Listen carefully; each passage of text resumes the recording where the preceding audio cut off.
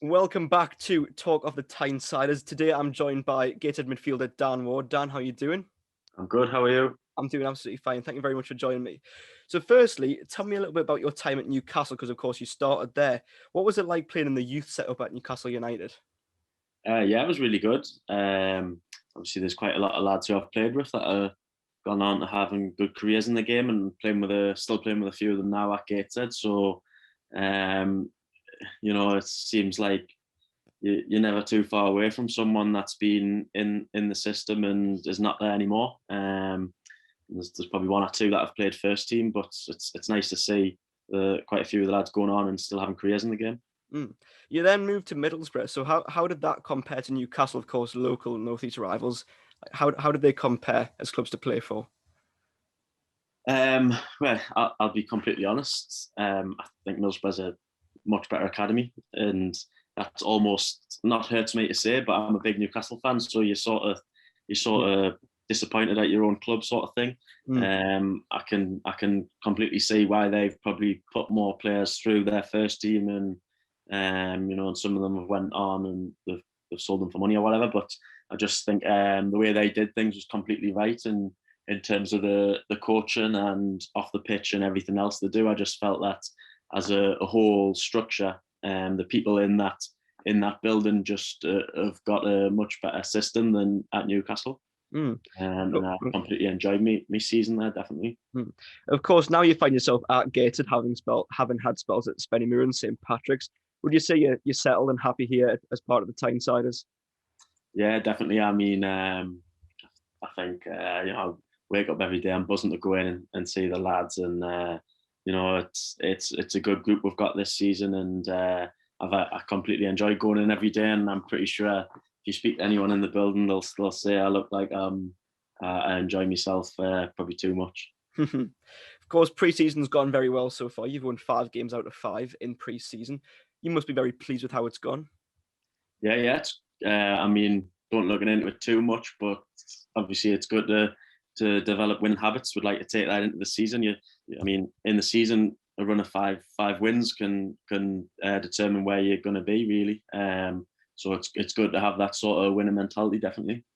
Looking back to last season, you must have been disappointed that it got curtailed at the stage that it did, because of course you weren't that far from the playoffs when it all got called off.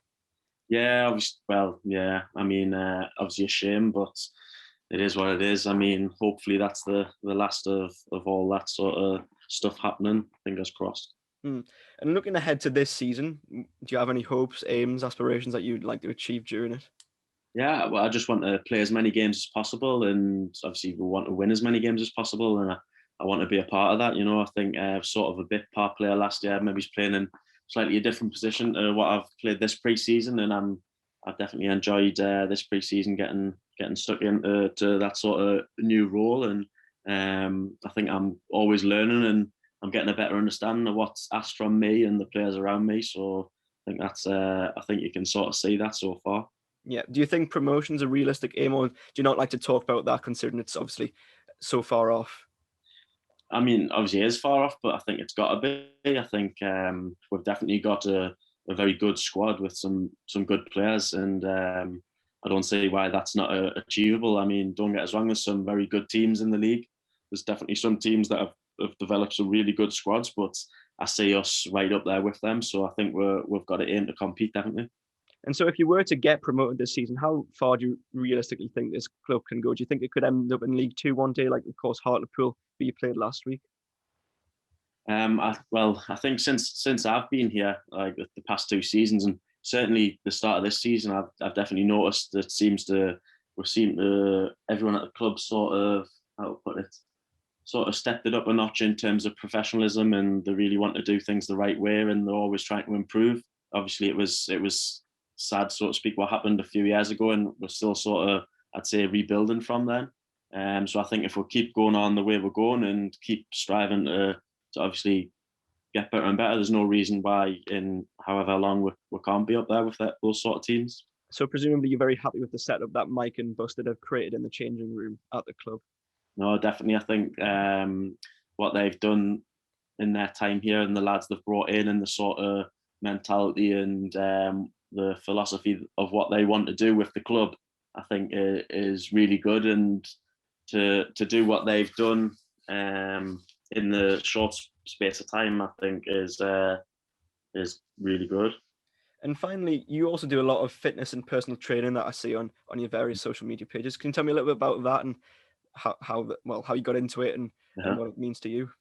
Well, I've always been like really interested in my fitness. Obviously, when you're playing football and growing up, you try to stay as fit as possible. And just sort of in the lockdowns, I done my personal training course just as a sort of a plan B or what have you. And I decided to really get stuck into it. So, I mean, I can do it alongside what I do right now, playing for Gateshead, and I feel as though they sort of complement each other quite well. I'm always looking for ways to improve myself, my own health and fitness, and then I can pass that on to other people.